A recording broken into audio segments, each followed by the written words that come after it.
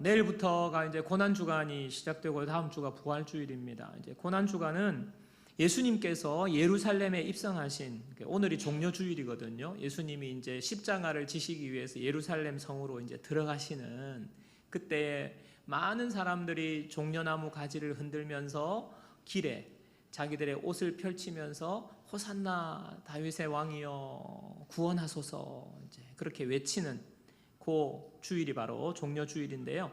그렇게 예루살렘 성으로 들어가신 다음에 예수님께서 잡히시고 고난받으시고 십자가에 죽으시고 무덤에 계신 이 시간이 바로 그 기간을 우리가 고난주간이라고 말합니다.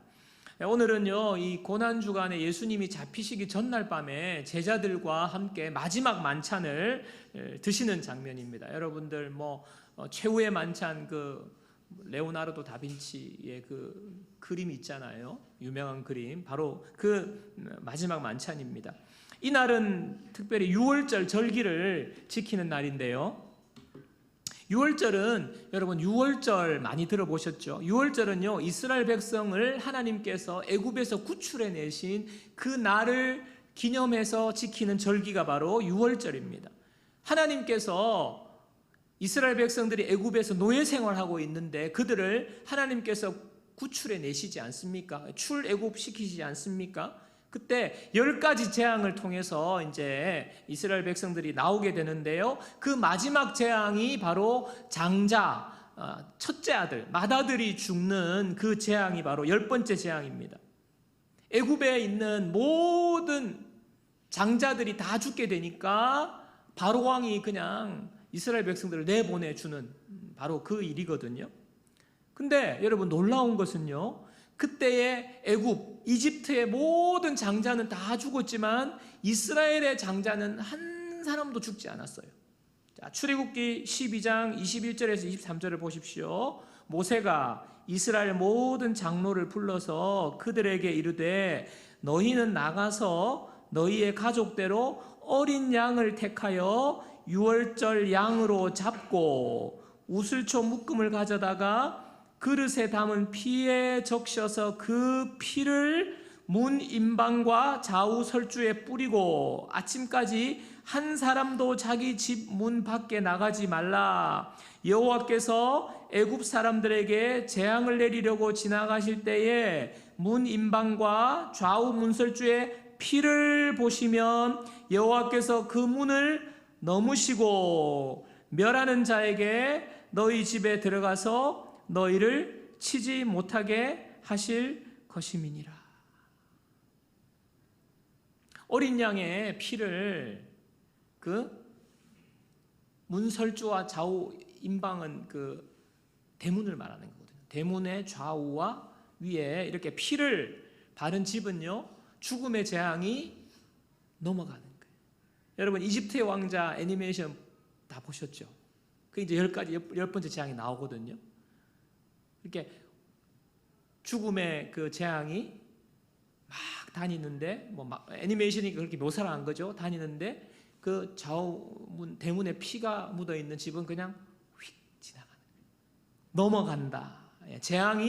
죽음의 재앙이 넘어간다. 그래서 영어로는요, pass over. 이게 pass over거든. 넘어간다는 것 아닙니까? 그래서 한자로 유월, 넘어간다는 거예요. 그래서 유월절인 것입니다.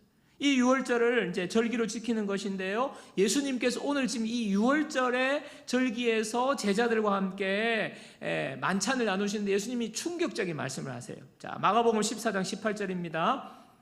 다 앉아 먹을 때에 예수께서 이르시되 내가 진실로 너에게 이르노니 너희 중에 한 사람 곧 나와 함께 먹는 자가 나를 팔리라 하신대.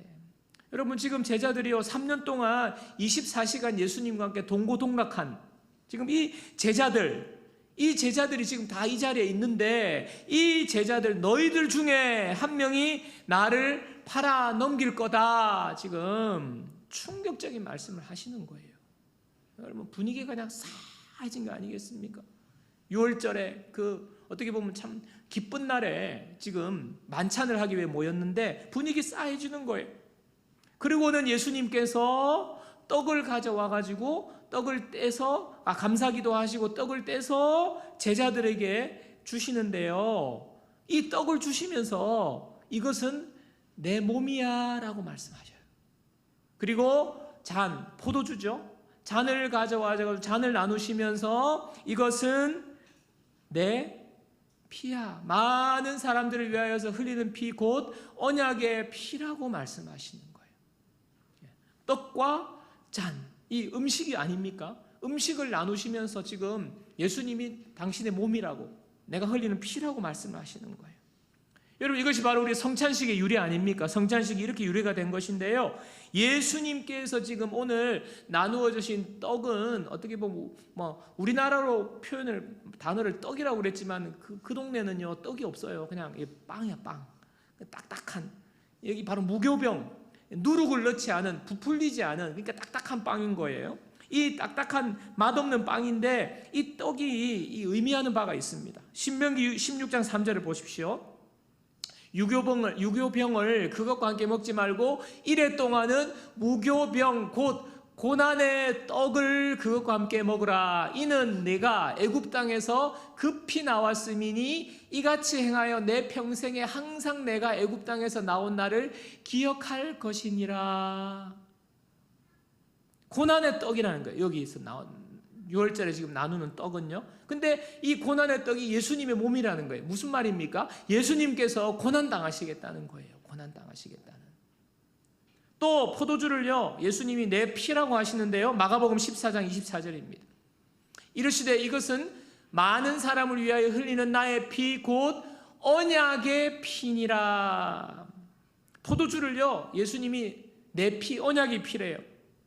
여러분, 성경에는요 언약이라는 단어가 아주 중요한 단어고 많이 나옵니다. 특별히 오늘 언약의 피라고 할 때는 예수님이 말씀하신 언약의 피는요, 다른 성경에는요 새 언약의 피라고 되어 있어요. 자, 언약이라는 것이 너무 중요해요. 신학적으로 굉장히 중요합니다. 왜냐하면요, 하나님과 우리 사이의 관계를 설명하는 단어가 바로 언약이라는 단어예요. 언약, 약속이라는 거죠. 약속. 여러분, 하나님이 최초의 인간 아담을 만드시고 난 다음에 하나님이 언약을 하셨어요. 뭐냐? 에덴 동산에 있는 모든 것들을 다 주시면서 너 이거 누리고 먹고 다 하고 생육하고 번성하고 땅에 충만하고 다 다스리라고 하나님이 말씀하신 거는요, 한 가지, 동산 중앙에 있는 선악과 너 먹으면 안 돼. 여러분, 이거는요 우리가 하나님이 아니라는 것을 알려주시는 거예요. 너가 다 할 수 있어. 너가 다 누릴 수 있어. 내가 너한테 다 주는 거야. 그러나 너가 하나님이 있다는 걸 알아야 돼. 하나님 떠나면 안 돼. 그러면 너 죽어. 선악과 나는 먹으면 죽어. 바로 그 의미거든요. 그게 약속이에요. 약속. 우리가 하나님의 피조물로서 하나님이 우리를 그렇게 만들고 그렇게 살아가도록 만들어 놓은 하나님의 계획과 약속인 거예요. 그게 언약입니다. 아담 언약이거든요. 자, 그리고 창세기가 뚝 지나가면 아브라함을 택하시죠. 어느 날 아브라함을 택하셔서 아브라함에게 뭐라고 말씀하십니까? 내가 너를 복 줄 거야. 너로 큰 민족을 이루게 할 거야. 하나님이 아브라함과 또 언약을 세우세요. 아브라함과. 너는 복의 근원이 될 거야. 약속이거든요. 또 출애굽한 이스라엘 백성들이 시내산에 도착할 때 하나님이 언약을 또 세우시잖아요. 10계명 주시잖아요. 10계명 첫 번째, 두 번째, 세 번째 되면 이렇게 하면 너가 구원을 얻을 거야. 복될 거야. 하나님의 약속이에요. 그리고 다윗 언약을 맺으셨어요. 내가 다윗의 나라를 영원한 나라가 되게 하겠다. 하나님의 약속입니다. 그래서요, 우리는요 하나님과 약속의 관계로 하나님의 자녀가 되었어요. 여러분이 혈육으로 하나님의 자녀가 된 게 아니에요. 하나님의 언약의 자녀가 된 거 아닙니까? 언약으로 맺어졌기 때문에 언약이 굉장히 중요한데, 여러분요, 이 언약은요 변화되거나 취소되거나 내가 그때 잘못 생각했다 바꾸어지거나 그렇지가 않아요. 왜냐하면 사람들은요 약속해놓고도 어기지만 하나님은 하나님이시기 때문에 완전하시기 때문에 하나님은 실수하시거나 언약을 바꾸시는 분이 아니에요. 그래서 하나님은 언약에 신실하신 하나님이라고 우리가 그러는 겁니다. 그래서 이 언약이 나오거든요. 예수님께서 나의 피, 곧 언약의 피다, 새 언약의 피다, 언약을 말씀하시는데 지금 피의 언약이라고 하거든요. 근데 하나님께서 출애굽기 24장 8절에 보면요, 모세가 그 피를 가지고 백성에게 뿌리며 이르되 이는 여호와께서 이 모든 말씀에 대하여 너희와 세우신 언약의 피니라. 여기도 나오죠. 언약의 피. 여러분, 앞에서 이스라엘 백성들이 출애굽할 때 어떻게 구원받았다고 했습니까? 죽지 않고 어린 양의 피를 대문에 바른 집은 넘어간 거예요. 이게 무엇입니까? 언약의 피를 상징적으로 보여주는 거예요. 하나님이 그렇게 하라고 하신 거예요. 이게 언약의 피야. 이 언약의 피가 너희들을 살리는 거야. 하나님이 피를 통해서 약속하신 거예요. 레위기 17장 11절도 보세요. 육체의 생명은 피에 있습니다. 내가 이 피를 너희에게 주어 제단에 뿌려 너희의 생명을 위하여 속죄하게 하였나니 생명이 피에 있으므로 피가 죄를 속하느니라. 피가 죄를 속한다는 거예요. 자, 히브리서 9장 22절도 보세요. 율법을 따라 거의 모든 물건이 피로써 정결하게 되나니 피 흘림이 없은즉 사함이 없느니라. 여러분, 이스라엘 백성들은요, 하나님 앞에 흠 없는 어린 양 한 마리를 가지고 와요. 끌고 와요. 그리고 내가 직접 그 머리에, 양의 머리에 손을 얹습니다. 그리고 난 다음에 내가 지은 죄를 다 고백해요. 그리고 난 다음에 자기 손으로 양을 잡습니다. 피를 쏟는 거예요. 여러분, 이렇게 되면요, 내 죄가 사해지는 거예요. 엄밀히 말하면요, 하나님이 나에게 죄 없다고 하나님이 여겨주시는 거예요. 왜냐하면 내 죄를 다 이 양이 뒤집어 쓰고 양이 피를 흘렸기 때문에, 양이 생명을 내어 주었기 때문에 내 대신 이 죽은 양 때문에 나는 죄가 사해지는 거예요. 그게 바로 하나님이 세우신 피의 언약입니다. 예수님이 지금 6월절에 제자들에게 잔을 주시면서 이것은 너희들을 위하여서 내가 흘리는 나의 피 곧 새 언약의 피라고 말씀하시는 것은요, 이 지금 구약에서 말씀하신 이 피의 언약과 연결이 되는 거예요. 연결이 되는 거예요. 이 나 대신 죄를 뒤집어 쓰고 죽은 어린 양, 이것이 바로, 이 짐승이 바로 예수님을 예표하는 거예요. 예수님을 상징하는 것입니다. 근데 이제 예수님께서 뭐예요? 피로 세운 새 언약에 대해서 말씀하시는 거예요. 자, 이 새 언약은 구약에서 이것도 예언해 주신, 예레미야 선지자를 통해서 예언해 주신 말씀이거든요. 예레미야 31장 31절에서 33절을 잘 보십시오. 여호와의 말씀이니라. 보라, 날이 이르리니 내가 이스라엘 집과 유다 집에 새 언약을 맺을 것이라고 말씀하세요. 새 언약.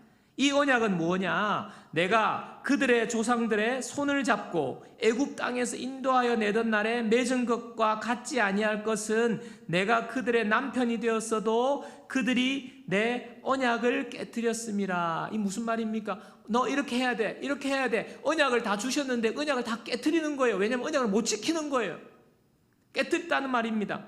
여호와의 말씀이니라. 그러나 그날 후에 내가 이스라엘 집과 맺을 언약은, 이제 맺을 언약은 이러하니 곧 내가 나의 법을 그들의 속에 두며 그들의 마음에 기록하여 나는 그들의 하나님이 되고 그들은 내 백성이 될 것이라. 여호와의 말씀이니라. 마음의 법을 기록해 놓는다는 거예요. 마음의 기록. 무엇입니까? 나는 그들의 하나님이 되고 그들은 내 백성이 된다는 거예요.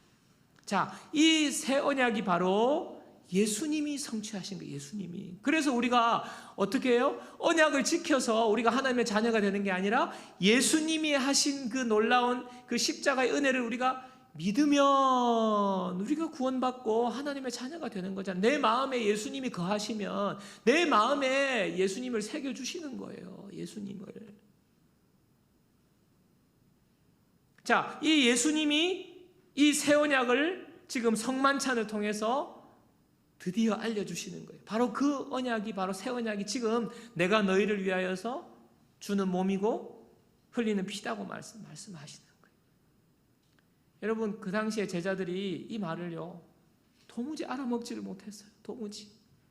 여러분 중에도 지금 도대체 무슨 말인지 아무것도 모르겠다. 계속 피 그냥 몰랐어요. 그리고 제자 중에 한 명은요, 예수님을 팔아넘긴대요. 그렇게 성만찬을 하시고 난 뒤에 식사를 마치고 난 후에도 예수님께서 안타까운 상황을 말씀하세요. 자, 오늘 마가복음 14장 27절입니다. 예수께서 제자들에게 이르시되 너희가 다 나를 버리리라. 이는 기록된 바 내가 목자를 치리니 양들이 흩어지리라 하였음이니라. 무슨 말입니까? 만찬을 하시기 전에는 한 사람이 나를 팔 거야. 너희 중에 한 명이 나를 팔 거야 말씀하시더니 내 몸이니라 내 피니라 말씀하신 뒤에는요, 너희들 이제 나 다 떠날 거야 라고 말씀하시는 거예요. 자, 그러자 베드로가 예수님 모든 사람들이 다 버릴지도 저는 예수님 안 버립니다. 예수님께서 아니다. 네가 오늘 밤 닭 2번 울기 전에 3번 나 부인할 거야. 주님이 예언하시는 거예요. 그러니까 베드로가 열받았어요. 베드로가 오늘 마가복음 14장 31절을 보세요. 베드로가 힘있게 말하되 내가 주와 함께 죽을지언정 주를 부인하지 않겠나이다 하고 모든 제자도 이와 같이 말하니라. 너희 중에 한 명 내가 팔 거야. 그리고 너희들 다 나 떠날 거야. 도망갈 거야. 아닙니다, 주님. 우리가 어떤 주님의 제자 아닙니까? 저는요, 다 버려도 저는요, 주님 끝까지 따라가서 주님, 저도 죽을 거예요. 예? 무덤까지 따라갈 거예요. 의리. 이렇게 나온 거 아닙니까? 그러니까 옆에 있던 다른 제자들, 안 그래도 베드로가 항상 튀고 저 오바하고 막 수제자라 그러고 그러니까 다른 제자들도 그냥 열받아가지고 아닙니다. 저희들도 아닙니다. 저희도 죽을 겁니다. 의리. 지금 이런 분위기가 된 거예요. 근데 여러분, 우리는요, 결과를 압니다. 저희는 늘 결과를 알고 있잖아요. 베드로가 예수님을요, 저주까지 했어요. 저주하면서 부인했어요. 바로 그날 밤에. 그리고 제자들을 다 도망갔다는 거 우리는 압니다. 여러분, 예수님이 다 아시는 거예요. 지금 예수님이 십자가 죽음을 앞두시고 가룟 유다가 자신을 팔고 예수님을 팔고 제자들 다 떠날 것을 지금 다 알고 계시는 주님이 지금 마음이 어떻겠어요? 지금 이 자리에 마음이, 이 성만찬에 임하시는 주님의 마음이. 제가요, 오늘 본문을 묵상하면서 여러분들 아마 이 본문은 주일학교 출신들은 성만찬 할 때마다 나오는 본문이기 때문에 여러분 아무 감흥이 없죠. 그냥 예수님 죽었는가 보다, 배신하는가 보다, 베드로가 배신했고. 저도 사실은요 좀 그랬어요. 본문 아무런 감흥이 없고. 근데 제가 계속해서 묵상하는 중에 주님께서 저에게 깨닫게 해주신 게 뭐냐면, 제자들의 모습을 보면서 내 안에 가룟 유다가 보이는 거예요. 내 안에 베드로가 보이는 거예요. 내 안에 다른 제자들의 모습이 보이는 거예요. 여러분, 예수님을 팔아넘긴다는 건 무엇입니까? 가룟 유다 그 배신자, 그 예수님 팔고. 여러분, 예수님을 팔아넘긴다는 게 뭘까요? 여러분, 예수님보다 다른 무엇을 더 사랑하는 것이 예수님 팔아넘기는 거예요. 제가 그 생각이 드는 거예요. 여러분, 가룟 유다가 왜 예수님 팔아넘겼습니까?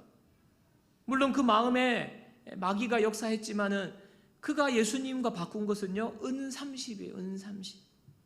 은 30 때문에 예수님을 판 거예요. 돈을 예수님보다 더 사랑한 것 아닙니까?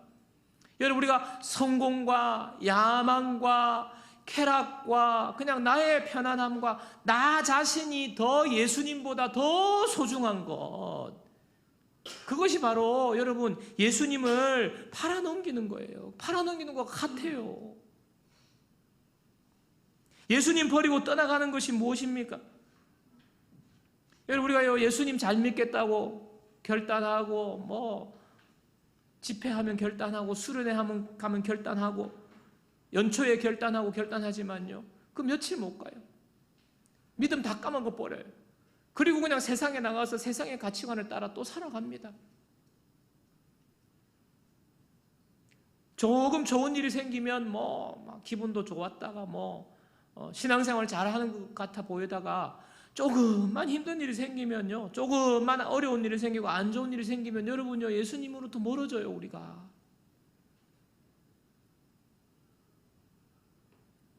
왜 그렇게 주일 성수가 매주 주일 성수가 이게 안 되는, 바로 그런 거 아닙니까? 조금 힘들면 그냥 마음이 힘들고 그냥 가기 싫어지고, 경건 생활도 헌신도 봉사도 그냥 우리의 상황에 따라서 흐지부지 돼버리고 믿음으로 살지 않는 거예요. 주님으로부터 멀어지는 건 아닙니까? 신앙생활하고 1년, 2년 때는 그렇지만 수년이 지나고 10년이 지나고 20년이 지나고 모태신앙을 살아왔는데 영적으로 성숙해지지가 않는 거예요. 영적으로 어린아이와 같은 상태에 머물러 있어요. 여전히 세속적인 생각에 머물러 있습니다. 세속적인 가치관으로 살아갑니다. 마땅히 좀 든든하게 영적으로 성숙해져가지고 하나님의 풍성한 은혜를 누리고 많은 사람들을 지금 영적으로 좀 잘 돌보고 이끌어야 되는데, 아직까지 돌봄을 받아야 될 어린아이와 같은 상태가 되어가지고 조금만 좋으면 깔깔깔 웃었다가 조금만 힘들면 그냥 우는, 어떻게 보면 인생이 하루에 12번 더 오르락내리락 롤러코스터를 타는 거예요. 인생. 여러분, 예수님을 떠나고 예수님으로부터 멀어진 모습이, 제가요 목사가 되고 초창기 때 그런 성도들 보면요, 저 성도는 왜 그럴까? 모태신앙인데 도대체 훈련을 받아도 저렇고, 아니 어떨 때는 좋아가지고 할렐루야 하고 찬양을 하다가 어떤 날은 또 잠수를 타가지고 없어져 버렸어. 도대체 왜 자꾸 떠날까? 그러면서 레이저를 제가 쏜 적도 많고요, 이렇게 애둘러서 이렇게 책망한 적도 많아요. 그러면서 제 마음속에는, 하나님, 저는 절대로 그러지 않습니다. 저 인간은 떠날지라도 저는 주님을 안 버리고 죽는 데까지 저는 따라갈 겁니다. 제가 딱 베드로예요. 지금 오늘 이 베드로, 이 인간 베드로. 저도 별 수 없어요. 여러분, 제가 여러분 탓하는 게 아니라 저도 별 수 없어요. 저도 넘어지고 흔들리고. 여러분 앞에 주일날 와서 표정관리 한다고 지금 제가 또, 그렇다고 제가 표정관리 날마다 하는 거 아니에요. 저의 이 모습은 원래 모습이. 옛날에 그랬다. 옛날에. 근데 얼마든지 우리가 그렇게 할 수 있어요. 예수님 팔아넘기고, 예수님 떠나고, 예수님 버리고. 딱 베드로거든요. 여러분, 오늘 주님이 말씀하시는 제자들의 모습이 저와 여러분들의 모습 아닙니까? 근데요, 제가 그거를 발견하고 또 그 다음 말씀을 묵상하면서 하나님이 저에게 참 은혜를 주시는 말씀이 오늘 22절, 23절이에요. 마가복음 14장 22절, 23절.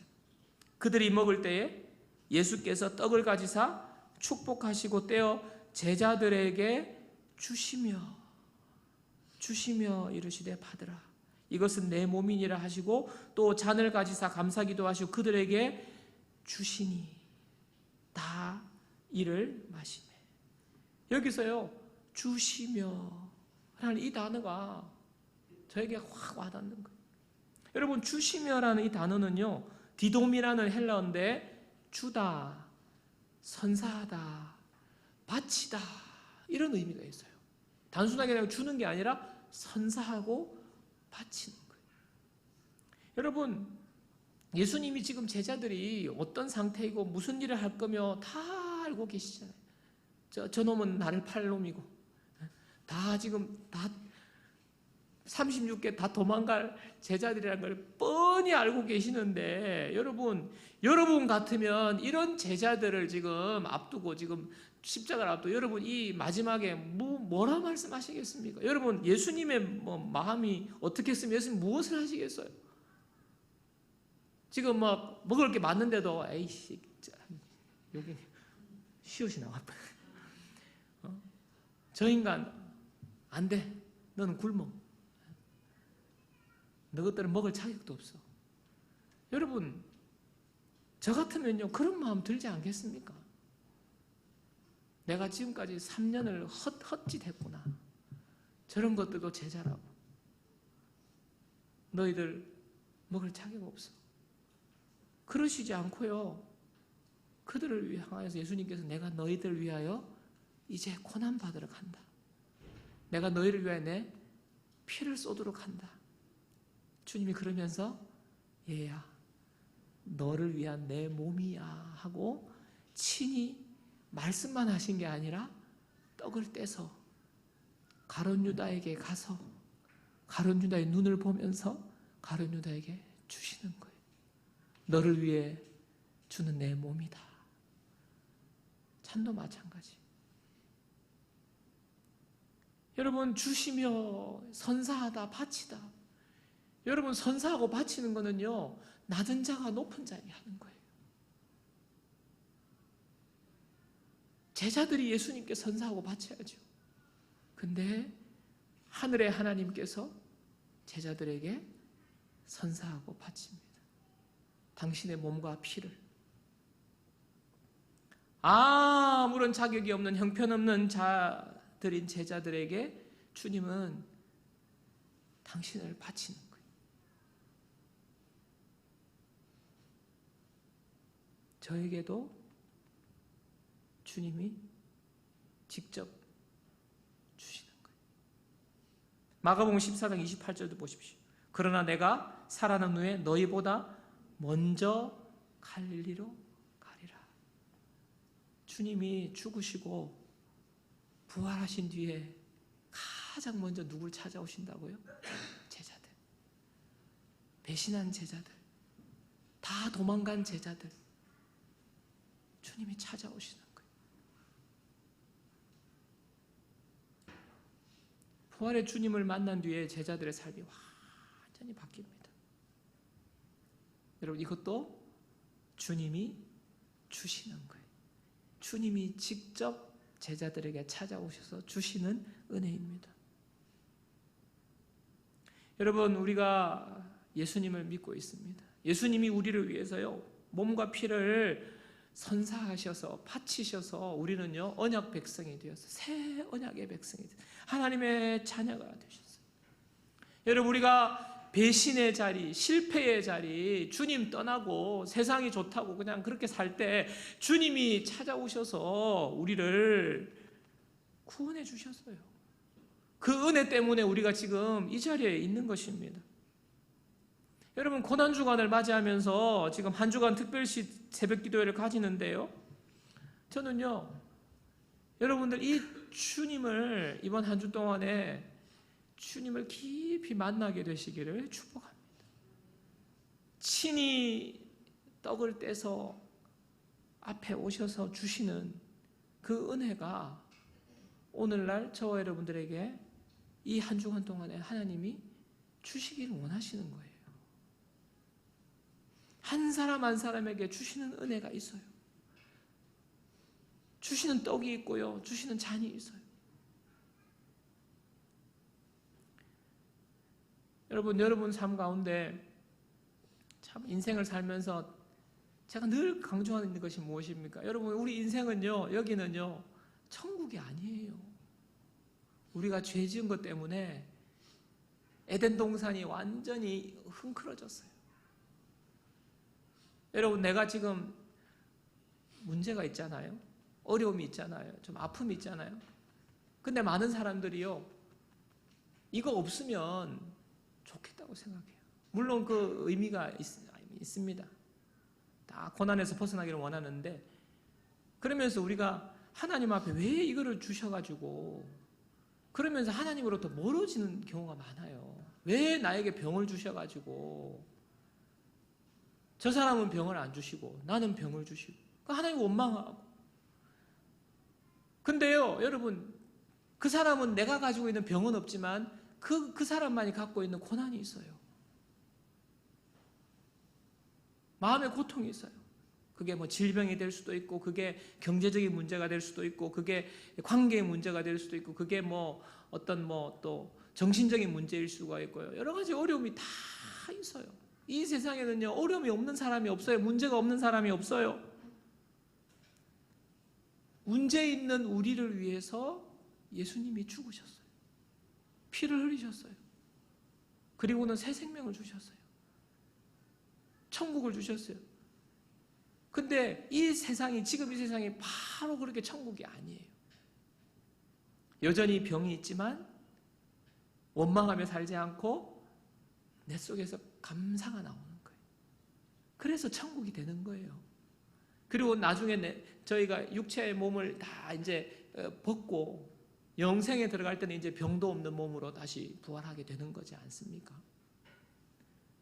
지금 문제들을 주님께서 찾아오셔서 우리에게 살아갈 수 있는 은혜를 주시는 거예요. 그게 바로 예수 믿는 사람이 누리는 복이에요. 여러분, 우리가 이 은혜를 받아야 살 수 있습니다. 주님으로부터 주님이 주시는 은혜를 받아야 우리가 회복될 수 있어요. 주님이 주시는 은혜를 받아야 우리가 변화된 삶을 살 수 있어요. 하나님의 자녀로 풍성한 삶을 살 수 있어요. 하나님의 자녀로 영적인 눈을 열린 상태에서 살아갈 수 있어요.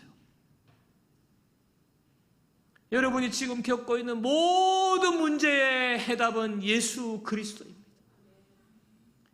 주님이 우리에게 오늘도 오시는 거예요. 오셔서 떼어주실 은혜를 우리에게 주시는 거예요. 근데 여러분은 문제가 생기면 그냥 다 하나님으로부터 멀어지고,